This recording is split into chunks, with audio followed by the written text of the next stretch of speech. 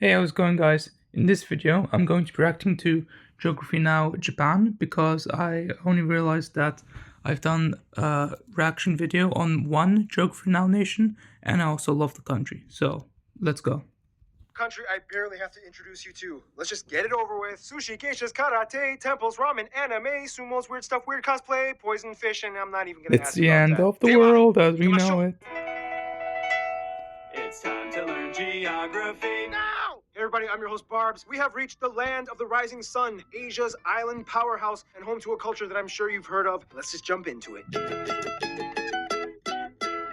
Japan, you have such a story behind you. First of all, Japan is located right off the east coast of the Asian continent between the Pacific Ocean and the Sea of Japan, stretching all the way from the Sea of Okhotsk in the north with the East China Sea to the south. The country is divided into 47 prefectures, each with incredibly beautifully minimalistic style flags. The prefectures are divided into 4 different categories: Ken, To, Fu, and Do. The first level, Ken, Ken, refers to the 43 plain prefectures. Then you have To, which means something like metropolis, and this category only applies to Tokyo City. Fu refers to the urban prefectures, which applies only to the cities of Osaka and Kyoto. And finally, Do, which is a unique category translating to something like circuit, and it applies to all of Hokkaido in the north. Speaking of which, Tokyo, Japan's capital, is the largest city in the world with its greater metropolitan Nothing area, more. including Kanto, containing Jakarta, I about think. 37 million people. That's more than the entire population of Canada. However, Tokyo is kind of like 23 smaller cities all smashed into one, divided into units called wards. And the closest thing to a capital one would probably be Chiyoda, where the emperor, prime minister, and supreme court are located. After the greater Tokyo Kanto region, you have the next largest cities, Osaka and Nagoya, coming in at third. Keep in mind, about 90% of people in Japan live in cities, and the vast majority on Honshu and Kyushu. The busiest airports, of course, being Tokyo's 2 twins, Haneda, which is actually in Tokyo, and Narita International, which is like an hour-and-a-half drive away outside of Tokyo. Then you have Osaka's Kansai International, kicks, and Fukuoka International on Kyushu. Gotta keep it clean, Keith. Speaking of which, Japan is made up of about 6,850 islands, but about 97% of the land is made up of 4 main islands: Honshu, Kyushu, Shikoku, and Hokkaido. South of the main 4, you have the Ryukyu Island chain, which extends just south of Kyushu, partially making up the Okinawa prefecture. You've probably heard of Okinawa. It's where Uma Thurman got that sword that she used to kill Lucy Liu. It's also where these 2 islands... never mind. Nonetheless, Japan can still kind of be separated into 10 historical main regions, 6 of which divided amongst Honshu. Then you have the interesting, less highlighted Kuro Island dispute with Russia in the north. Basically, Russia administers all of them, but Japan claims these 2 islands closest to Hokkaido, Iturup or Etorofuto, and Kunashir or Kunashiri, which is only like less than 10 miles away from Hokkaido. On a clear day, you can even see it from the coast, but it's like, nope, Russia. They even have a statue of Lenin. The Russians and Japanese have kind of had a long dispute over this area. At one point, Japan even tried to take over all of Sakhalin in the 1800s. Then you have the Dokdo Takeshima Island dispute between them and South Korea. To this day, South Korea has a patrol building built on the island, and they fiercely guard it. And finally, you have Okinotorishima, which is probably the loneliest place in Japan, as a shallow reef in the middle of the ocean. It looks like it's trying so hard to become an island, complete with 3 helipads and a research station. There's no diplomatic dispute, but rather a dispute within the UN on whether or not it qualifies as land for an exclusive economic zone in the ocean. Phew, okay, alright, that kind of took forever. Getting around in Japan is incredibly easy, often touted as having the best public transportation system in the world. They have highways and trains everywhere, even one that cuts through an office building, as well as the Shinkansen bullet train system that can get you to virtually every corner of Honshu and Kyushu, as well as the bottom tip of Hokkaido, but not Shikoku. If you want to go to Shikoku, you have to take the slower local Seto Ohashi line across the Seto Bridge. Yeah, Shikoku Still is probably like faster than the London Underground. Basically, Japan is like one big massive machine, constantly running and moving with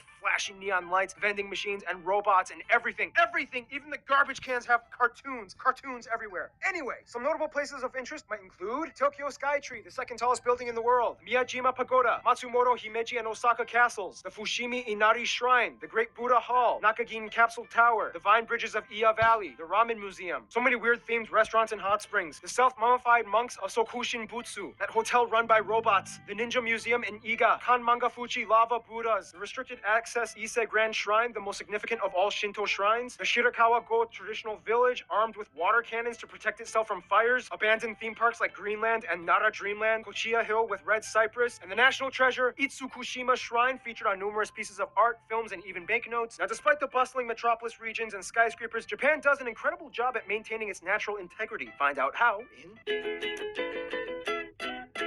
Don't start your day with a gross piece of plastic in your hand, adding to the 4 billion plastic toothbrushes that get thrown away.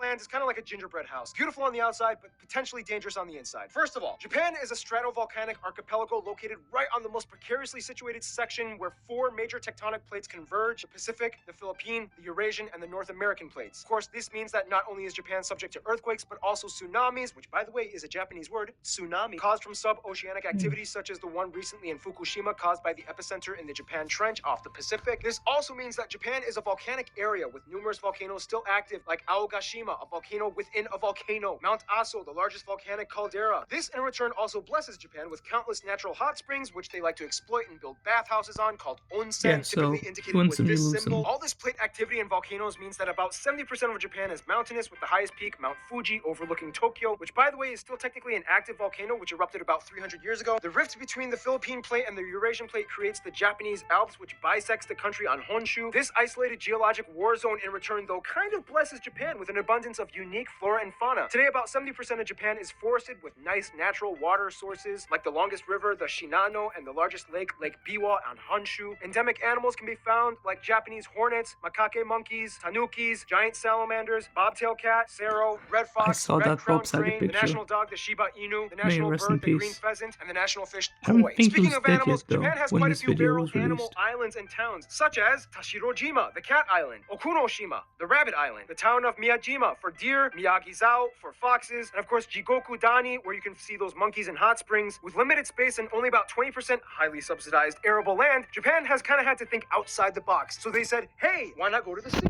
Today, Japan is disputably the most advanced aquaculture society on the planet. Not only do they have the largest merchant marine fleet in the world, but they also harvest everything from shellfish to seaweed in offshore ocean plots and fish farms. They love fish. They even have the largest fish market in the world, Tsukiji. Speaking of which, we all know about Japanese food. I feel like I don't even really have to give you a list of notable dishes like sushi, mochi, or ramen. However, Japan is known for making strange flavors of It's true, I love conventional mochi. snacks, drinks, and desserts, such as yogurt Pepsi, spaghetti popsicles, horse and octopus ice cream, pancake juice, wasp crackers, and Kit Kat has tried pretty much anything under the sun. Itadakimasu! Speaking of which, Japan is the 3rd largest world economy by nominal GDP, mostly due to their various technology and automotive industries that have swept over the world by storm since the middle of the 20th century. The largest automotive companies include Toyota, Mitsubishi, Honda, Nissan, Mazda, Suzuki, and Subaru, as well as tech companies and their subsidiaries like Hitachi, Sony, Epson, Canon, Toshiba, Fujitsu, Panasonic, Nikon, and Nintendo. This does, however, cause a problem. Japan is classified as a high throwaway society in which lots of resources get unnecessarily used and tossed. Like, come on, Japan, I know you have aesthetic standards, but seriously, I don't need one apple in vacuum-sealed plastic wrap. Nonetheless, Japan is often seen as one of, if not the world leader in robotics and tech science, receiving more Nobel Prizes in science than any other Asian country. And it's kind of impressive. I mean, with a high population and limited space, Japanese people know how to consolidate and innovate. Speaking of Japanese people,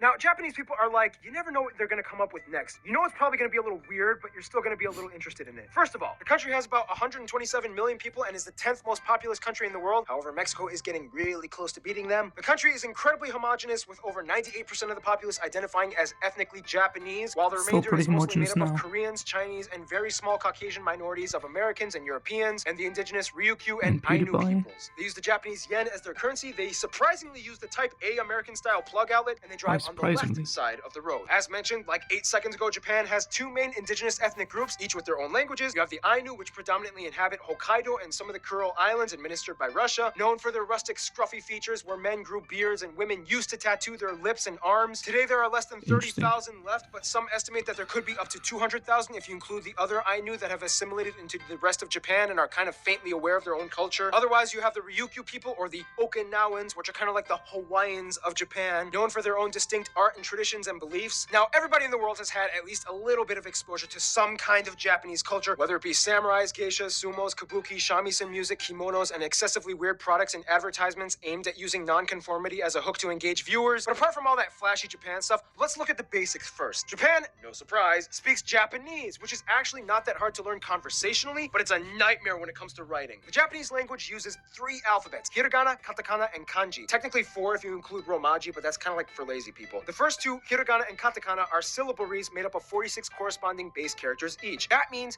you have 2 ways to write each syllable, whereas kanji is basically the list of Chinese characters that they borrowed from China. Most students have to learn about 2,000 to 3,000 of these. That means that Chinese people can kind of get by in Japan just by reading the signs, as most of the characters have identical meanings, just different pronunciations. It's kind of hard to explain, but the reason why they use 3 alphabets is because each one kind of plays a role for certain words in context. They don't use spaces in writing, so each alphabet kind of acts as like word dividers, and katakana is used for technical and foreign words. Well, why don't they just fix the problem by using spaces and discard the other 2 alphabets? Shut up! That's why. If you didn't grow up here and actually learn this explanation. stuff, you're either obsessed with Japan or criminally insane. Sorry, I'm boring the crap out of you guys with language stuff. Anyway, let's talk about history. Now, I'm sure many of you have seen that video by Bill Wirtz, whom I am totally not jealous of, considering that he racked up more views and subscribers in 2 videos than I have in all these years of working on this channel. But in the quickest way I can summarize it, Yayoi period, Kofun period, Yamatos unite Japan, Asuka regime, Chinese culture comes in, Heian period, aristocrats take over, Kamakura period, aristocrats lose, Shogun time, province wars, Azuchi Momoyama period, things are stable, Meiji restoration, industrialization, World War I, Japan's economy sucks, coup d'etats and assassination attempts against the emperor, military rule, they try to make an empire, and in World War II attack Pearl Harbor, Nagasaki and Big Hiroshima, mistake. afterwards Big. treaties signed, Huge. military kind of dismantled, and post-war economic miracle, done. Japan definitely sticks out from every country on earth, and it's partially because of their belief system. Japan is the only country in the world that practices Shintoism, which obviously enough started in Japan. If you don't know anything about Shintoism, Really, the basically only it's a very country. ritualistic I belief thought it system was that reveres one a of the multitude few kami, countries. which translates to something along the lines of gods or spirits or essence. It's hard to explain, but basically a kami can be manifested in almost anything and everything. There are kami for harvest, kami for war, kami for good luck, and so on. Today, about 80% of Japanese people practice Shinto to some extent, whether it be going to temples or shrines and lighting incense and praying. However, most of them will not say that they identify as Shintoists, since there are no formal rituals to deem yourself a practitioner. Otherwise, about 35% might say that they identify as Buddhist, and a small 3% are Christians. Today, there are about 81,000 Shinto shrines and about 85,000 appointed Shinto priests all over the country. Technically, Shintoism is also important because it's claimed that the emperor is a direct descendant of Amaterasu, the goddess of the sun, which means the emperor has the highest authority in Shintoism. Though today, it's more seen as like a moral tradition and patriotic practice rather than believing that the emperor actually has divine status. Oh yeah, and Japan has an imperial family with Akihito holding the throne since 1989, and to this day, Now Japan it's his is the son. only country with an emperor. Some people will say that Shintoism is partially the reason why Japan also has a vibrant, complex industry of cartoons and anime, many of which inspired from Shinto-driven legends. Not to mention and kami. manga. They often rank as the top video game producing and playing country in the world. Everybody knows Mario, Sonic, and Pikachu. In a sense, Japanese people have always admittedly kind of been escapists, creating their own worlds, and it might be due to their long history of diplomatic isolation. In another sense, though,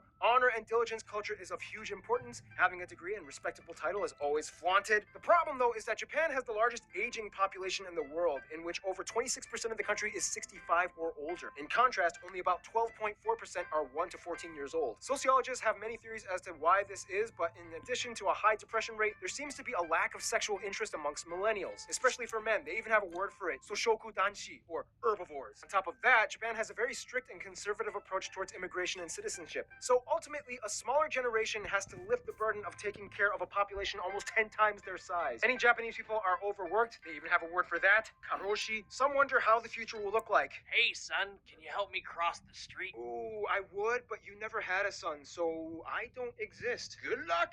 Now you can probably Ooh, understand why the burn. Japanese are so into building robots. There's so much more we could talk about, like how Japan has a strong history in martial arts, folklore, and regional festivals, but this video is already getting long and I have to cut it down. Some notable people of Japanese descent might include people like Emperor Hirohito, Fukuzawa Yukichi, Honda Tatakatsu, Kukai, Maeda Toshie, Tokugawa Ieyasu, Murasaki Shikibu, Saifo Takamori, Akira Kurosawa, Hayao Miyazaki, Soichiro Honda, Miyoshi Umeki, Hibari Misora, Rinko Kikuchi, Osamu Danzai, Kei Nishikori, Ayumi Hamasaki, Takeshi Hitano, Masayoshi Son, Akira Toriyama, Sadako Ogata, Taiho Koki, Masako Katsura, Ichiro Suzuki, Hane Mori, Ken Watanabe, Downtown Duo, Kisuke Honda, and Shinji Kagawa. Now, due to their history, Japan has always kind of been like a lone wolf, but over time, they learned how to open up. And let's find out how in the last segment.